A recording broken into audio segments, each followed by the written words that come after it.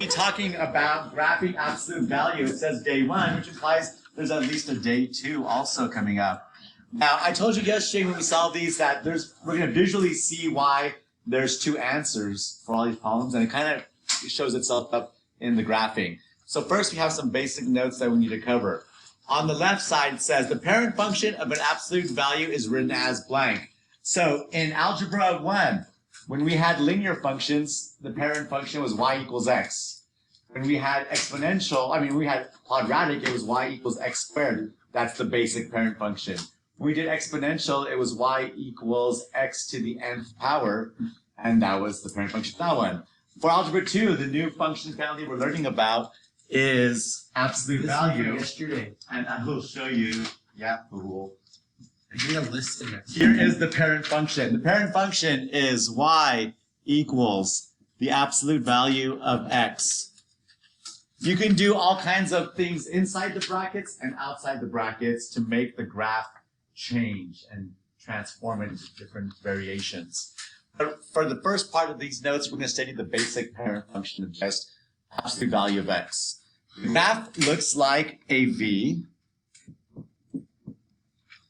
And the turning point of the graph is called the blank. In a parabola, we have the same thing. Sometimes when you're going from left to right, you have a maximum, and then it goes back down again. Or if you have a minimum, it scoops down and comes back up again. That point where it changes direction has a very specific name, and it begins with the letter V. Anyone have any? Vertex. There we go. So most of you have heard it before. Vertex. This is the point where, actually, it's like this little corner point of your V where it bounces back up again. That's your vertex. So let's go ahead and first create a table of values, and then we're going to go ahead and graph this parent function. So we're going to plug in these values one at a time into the absolute value bars. What is the absolute value of negative 3? 3. Because absolute value just means how far away from 0 is that number. How about for negative 2? 2. Negative 1? 1. 0. 0. 1. 1. 2. 2. 3. 3. Yay, we all passed kinder. Let's go ahead and graph that now. So we know we have our vertex at 0, 0. And then it goes up 1, over 1 on both sides. And you can actually even extrapolate the points that aren't on our table. Wait, how do you know the vertex is 0? Oh, that's a good question. So look at our y values. They go 3, 2, 1, 0, and then they bounce back up. 1, 2, 3. So since I expect the vertex to be the lowest part of my letter V, then I know that this lowest number represents the vertex. But isn't negative 3 lower than? There's no negatives here on the y values. Oh, okay. Good call, though. I'm glad you asked that because a lot of students just don't bother trying to figure it out. When you make your V through all these little corners here, make sure you put arrow tips on there because the lines do go in those 2 directions. Exactly. And keep that in mind for our next part. So now we're asked to describe the domain and range of this V-shaped graph. Please make sure you put arrow tips on it to indicate that it does go on. It doesn't end there. So the domain, what's the furthest left and the furthest right this graph goes? Negative infinity. So if we use set notation, we have negative infinity to positive infinity from the left to the right. What kind of symbols would I use to enclose these infinities? Parentheses, because you can't ever reach infinity. Now the range, however, is not infinite in both directions. In this example, we definitely have a lower point. What is the lowest value on the y-axis this graph goes to? Right here at 0. And with brackets. Thank you, with the brackets. So we have a 0 as our lowest point. What's the highest this graph? Infinity. Positive infinity upwards with a parenthesis. There you go. Nice. Now, if any of you have colors you want to use, a pen or a pencil, any texture, highlighter's fine too. We're going to be doing some examples in the next 4 quadrants here. Now, we're going to be graphing 4 different functions. On each graph, we're going to make 2 graphs. We're going to make the parent graph, and then we're going to make a transformation of some kind. All right? It asks us specifically. So if you want to use colors, you can. If you have a pen or a pencil just to get different textures, you can do that. Or all you have is a pencil. You can just do like the parent graph really light, and then the transformation really dark. Just so you can see the contrast. Well, too bad. Are you ready? Just kidding. Yes, you can. All right. So, I'm going to give you a set of values, a standard set of values to pick from. Let's go ahead and for our left side up here, actually, first it says graph the parent function in red. So let me switch over to red. The parent function is the one that we did above that begins at the origin, and it goes up 1 over 1, each square in both directions. So let's first go ahead and graph the parent function on this grid. Just with our one color? It says red technically. You can use whatever you're going to use for your initial color. If you're using collision. How many times do we go up? I'd say just get all the points that fit. Technically, you can just go from here and just get your lines that go through each corner, and that's fine. I'm just going to show everybody graph the eggs. Just a little bit. There we go. All right. Now we're asked to graph the function f of x equals the absolute value of x plus 3. They give us no values to choose from in the table, which means we can pick whatever we want. So if you're not given values, generally a good idea is to have some negatives, some positives, and 0. So I'm going to go ahead and do -3 all the way down to +3. So -3, -2, -1, 0, 1, 2, and 3. Those are the arbitrary x values I'm going to choose for this example. And it asks us to do the new function in blue. So since I have color capability, if you're all doing mine in blue, if you have colors, by all means, knock yourself out. If not, just pick a second texture for your second graph. Now let's do the math. What is -3 plus 3? 0. And the absolute value of 0? 0. All right. What is -2 plus 3? Mr. What? So I'm plugging in these x values into this function one at a time. So -2 plus 3 is +1. Where do we get the x values from? I just told you these are arbitrary values, I think. Oh, okay. Okay. And the absolute value of +1? 1. What's a negative? Is it -2 plus 3 +1? Yes. And how far away from 0 is 1? 1. All right. -1 plus 3. 2. Absolute value of 2. 2. 0 plus 3. 3. Absolute value of 3. 3. 1 plus 3. 4. Absolute value of 4. 4. How about for 2? 5. Do you see a pattern? 6. But do you see a lowest value yet? Like, do we have a vertex yet? Yes. Yes. Do you see a point where it bounces back up again? Yes. No. No. So I think what we have is the right arm of a absolute value graph. So let's go 1 point before. Let's try -4. What's -4 plus 3? -1. Absolute value of -1? 1. And there we go. There's that bounce back right there. So 1, 0, 1, and it goes back up again. So let's graph our points. We go -4, 1, 2, 3, 4, 1.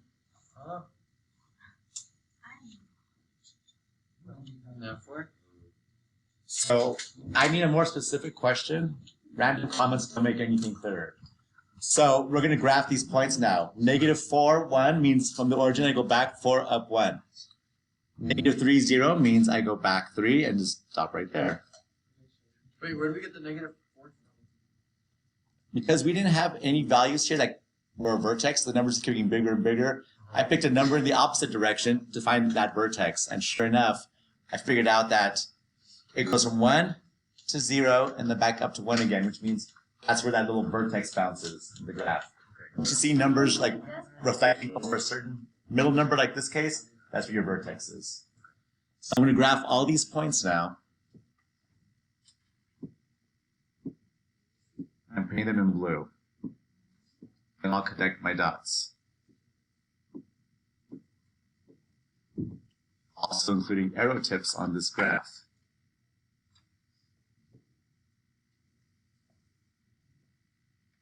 So it's the same exact graph except for one minor difference other than the color. What is that difference? It slid not down, but to the Lateral left side. to the left. How many squares actually? 2, 3, 3. Let's see, the original one in red was right here at the origin. And the blue one was 1, 2, 3 squares to the left. We have a 3. Look at our function. Do we see a 3 anywhere in there? In our equation up here. Actually, we do. So do you think there's a relationship between this +3 and the fact that this graph moved 3 squares to the left? Probably, but I don't know. Probably. Probably. So just keep the probably for now. Think about it. I'm not going to say you should have an answer by now. Just keep it in mind. Let's do the domain. What's the domain of the blue graph? What's the furthest left and furthest right? Negative infinity and positive. Negative infinity to positive infinity. What's the range? 0 to what? Infinity. Symbols, brackets or parentheses or what? Bracket and parenthesis. Feel free to ask a question. But the problem is you're playing around and then you miss out on what I'm talking about. So you're getting like gaps. How do you get it? You don't.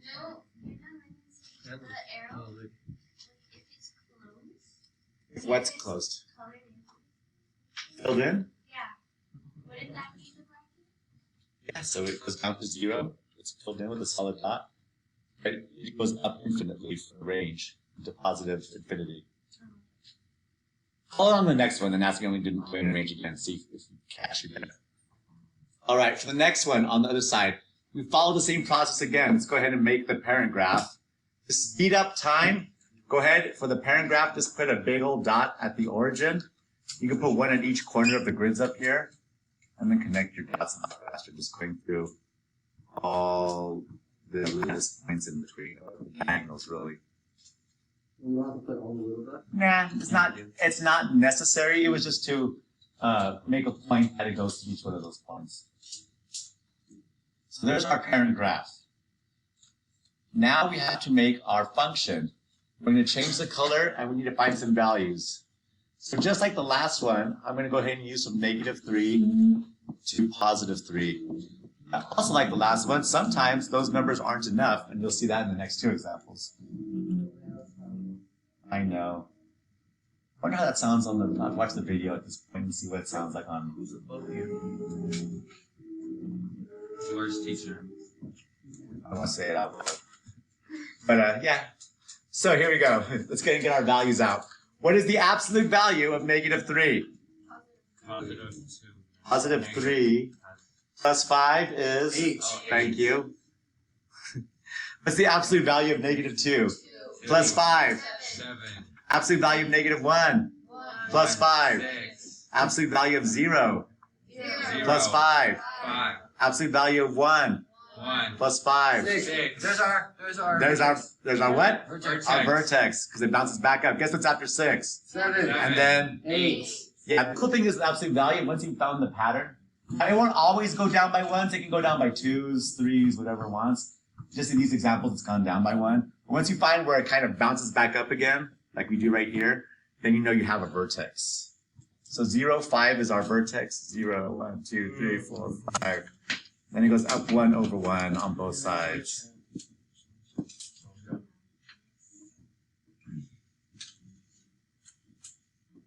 Now, here we go, domain and range again. So let's make sure we're solid on this.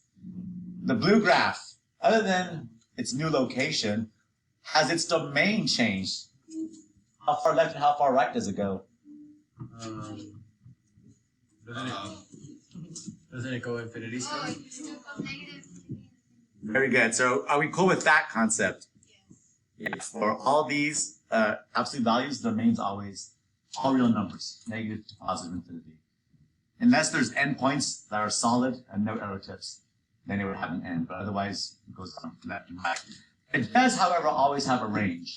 For this one, what's the lowest it goes to? And you can use the vertex to help you out. What is it? 5. What's the highest it goes to? Infinity. Symbols. Brackets, parentheses, because it does exist as a solid point at that 5. All right, so now let's make some conjectures.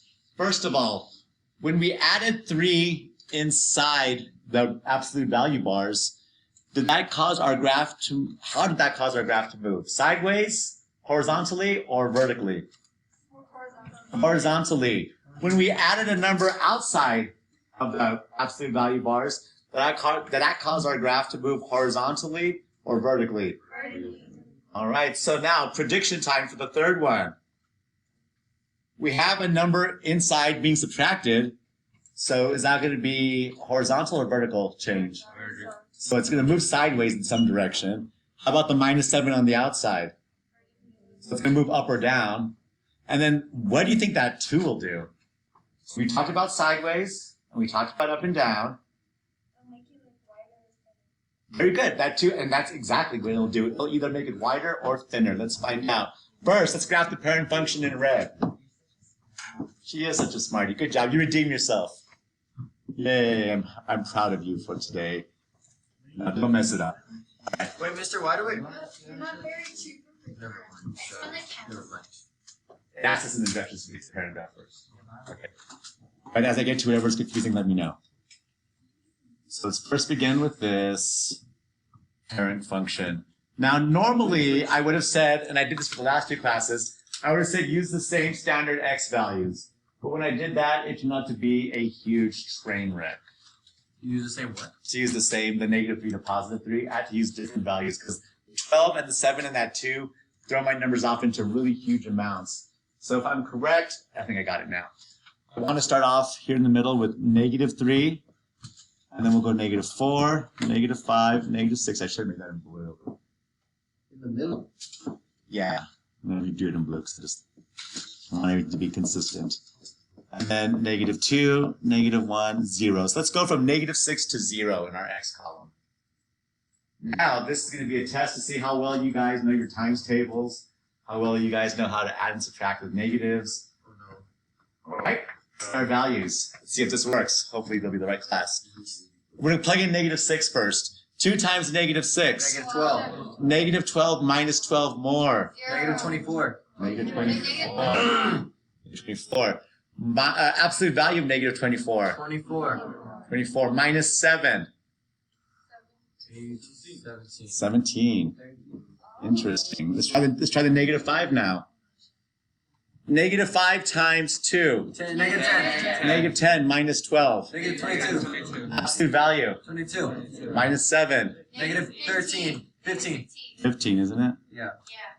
Hopefully we'll get the vertex in here. If not, we'll pick more Well, I already points. found -4 times 2. -8. Minus 12. Negative 16. -16. Absolute value. 13. 16. Minus 7. 13. Wait. 9. What? What? Mr. What? So this doesn't follow the pattern. So I think it's going to be 13, no? I thought it was supposed to be 13 because that's the pattern. -8 minus 12 is going to be -20. That's what I said. And then 20 minus 7, you're right over here, 13. The pattern should be following, right? 11, 9, Stop. 6. Wait, my bad. I lost my pattern now. Hold on. I'm not too far ahead of myself. Let's do -1. What's 2 times -1? Minus 12. Absolute value. Shut up. And it did it this morning too with the right answer. It was like timing was perfect. Minus 7. Wait. I know. 2 times -1 again was -2. Minus 12 is -14. Absolute value of -14. Minus 7. All right, now let's do a 0. 2 times 0. Oops. 0. That's not here. There we go. 0. 0 minus 12. -12. Absolute value. 12. Minus 7. 3. 3. No. No. 5. I'm searching 3. So where's my vertex? I still can't find my vertex. Who said 3? You said 3. Let's keep going. Anyone find the vertex yet? I'm trying to figure that one out. I've been getting lost in this vertex all darn day. Wouldn't it be? Wouldn't you just have to add a 1 after the 0? Let's go up. Let's try +1. What's 2 times 1? 2. Minus 12. Absolute. Yeah. -11. That's right. Negative. Wait. 2. 2 times 1. No, -10. Thank you. Absolute value. Minus 7. 3. I think we're getting closer. We're not there yet. Let's try 2. 3 instead. Let's skip a number. What if that's really too much? Let's find out. Really? 2 times 3. 6. Minus 12. Adeline. Minus 12. Oh my god. -6. Absolute value. Minus 1. Minus 1. Minus 7. -1. It was 2. So it was at 2, huh? Is that where our vertex is? Mister, I was right. No, it's not because it's still going down more.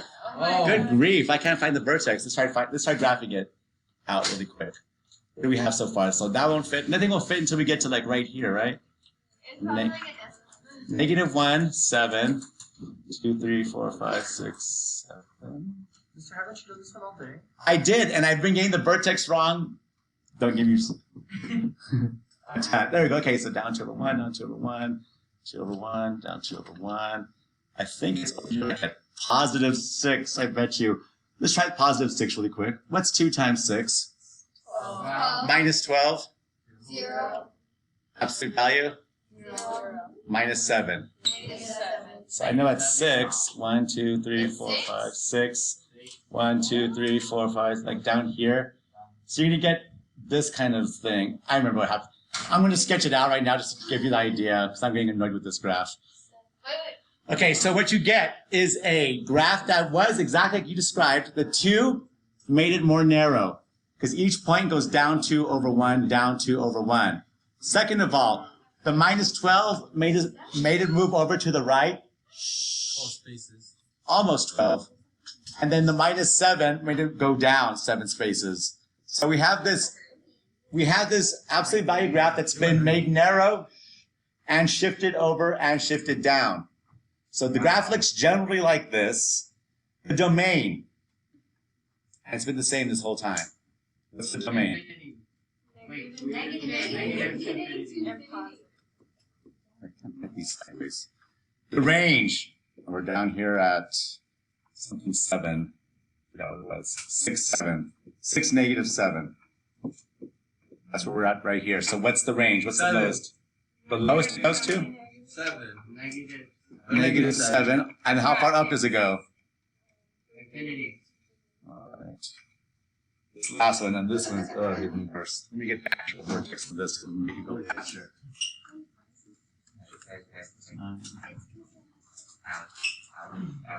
All right.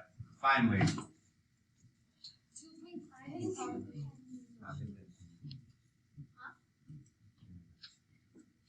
I see what's going on now. All right, this one. Same points as before. This is going to work a lot better. Thank God. So when you Yes. draw it, do you want us to draw it all the way up? As much as you can get to fit on the graph.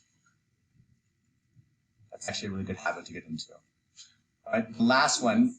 First of all, let's graph the parent function, and then we're going to discuss it really quick. So parent function. This is going to be a lot smoother than that last annoying one. Parent function first on this last one. This has a bit of everything and one new. There's no point. No point where. All right. So we discovered that when we multiply the x, it makes it narrow because that's what happened when we had the 2 in the last one. We discovered that when we add or subtract inside the bars, it makes it go sideways. So we can expect it to be narrow and moving sideways. +4 on the outside means it's going to move either up or down. What's the one transformation we haven't done? I'll give you a hint. It has to do with that negative sign. Dividing. Wait, divide. What? No. Yeah, smaller. What are you talking That's- about? Smaller, bigger. Yeah, open down. Yes, it's going to open downward now. It's going to reflect. So instead of all these V's opening upwards, when you have a negative sign opening up the absolute value, it's going to make it switch direction and open downwards. Oh. So now let's check our math. Here we go. Less drama than the last one. -6. What's -6 times 3? -18 plus 9. 27. No. -27. -9. Absolute value of -9. -9. Positive 9. Change its sign now back to negative. So -9. -9 plus 4. -5. Finally, a point that'll fit. You mean a point that will fit? So the numbers were so big on that last one, they didn't even fit on the grid. Oh. Let's do -5 now. Let's try your math again. 3 times -5 -15. plus 9. -6. Absolute value. 6. Negate it. -6. Plus 4. -2. All right, you guys have read in the last 2 classes. Let's do -4. 3 times -4 -12. plus 9. -3. -4. -3. Absolute value. 3. Negate it. Negative 3. Plus 4. Positive 1. Okay. Still don't see a vertex yet, but we should be getting close. 3 times negative 3. Negative 9. Plus 9. 0. Absolute value. 0. Negate it. 0. Plus 4. 4. All right. Negative 2. 3 times negative 2. Negative 6. Plus 9. Absolute value. Negative 3. 3. Positive. Positive 3. Negate it. Negative 3. Plus 4. Negative. Negative. Positive 1. Positive 1. What does that tell Where it us? is? There's the vertex. Finally, we had that bounce back, and I finally got my own values right. Thank you. Ask. How did I get 1 for this first one? Come on, buddy. Okay, 3 times negative 2 is negative 6. Negative 6 plus 9 steps takes you to positive 3. Right? Absolute value of positive 3 is still 3. Negative sign means making negative 3, so now it's back over here. Go 4 steps positive, end up at positive 1. Cool. That's fine, I'm glad you asked. Anybody else need one you need to kind of like work out? All right, let's graph this. Negative 3, 4 is our vertex. Negative 1, 2, 3, 1, 2, 3, 4. We know it's going to open downwards. Negative 4, 1. 1, 2, 3, 4, 1. Negative 2, 1. So it's down 3 over 1, down 3 over 1, down 3 over 1, down 3 over 1. And you should get this nice, narrow, downward facing, left shifted, up shifted V.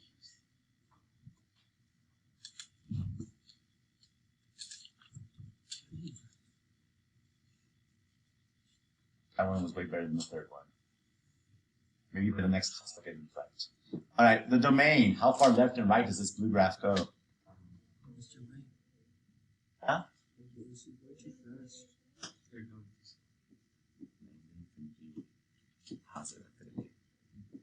What's the range? What's the lowest this graph goes?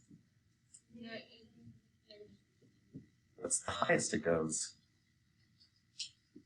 Whatever number that is. 0, 1, 2, 3. Wait, 1, 2, 3, 4, right? Symbol? Thank you.